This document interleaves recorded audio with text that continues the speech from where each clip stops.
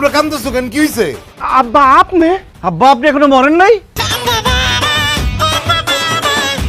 কারণ আপনার জন্য আমি একটা টাইট জিন্সের প্যান্ট, একটা হাওয়াই শার্ট, একটা বেস্ট লাইট, একটা পারফিউম আর একটা টাচ মোবাইল নিয়ে আসছি আব্বা। আমি পরি পায়জামা, পাঞ্জাবি, ফতুয়া, লুঙ্গি, এগুলো আমি পরবো না। যাও, ওগুলো তুমি নিয়ে যাও। আমি আপনার জন্য একটা পায়জামা, একটা পাঞ্জাবি, আতর, তাসবি, 2টা জায়নামাজ আর সামথিং ফল ফ্রুট নিয়ে আসছি আব্বা।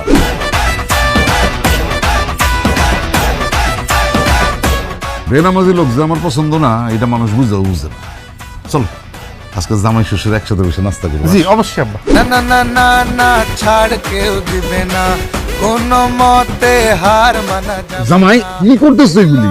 আমি সবাইকে দান করতেছি। এই সম্পর্ক লক্কর চক্কর, ভাইরা ভাইদের হচ্ছে চক্কর। তোমার বিয়ার আগে যখন আমি শ্বশুর বাড়িতে আসতাম, বিছানার এক পাশে ঘুমাইতো তোমার বড় বোন, আরেক পাশে ঘুমাইতা তুমি, মাঝখানে ঘুমাইতাম আমি। তুই কিসের জন্য তোর দুলাভাইয়ের সাথে ঘুমাইছস? আমি আমার দুলা ভাইয়ের সাথে ঘুমাই নাই, সে তোমার আমার মধ্যে ঝামেলা লাগানোর জন্য সব মিথ্যা কথা বলছে।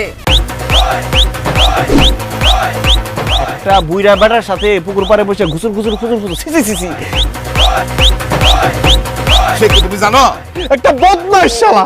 এ আমার পাশের বাড়িতে থাকে, আমার স্বাস্থ্য ভাই, তোমার পারভিনের চাচা সে।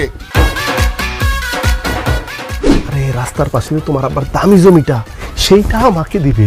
আর তোমাদের বাজারে যে 2টা দোকান আছে, সেই 2টা দোকান আমার নামে লেখা দিবে। আমার সব সম্পত্তি আমি এতিমখানায় দান করে দিচ্ছি।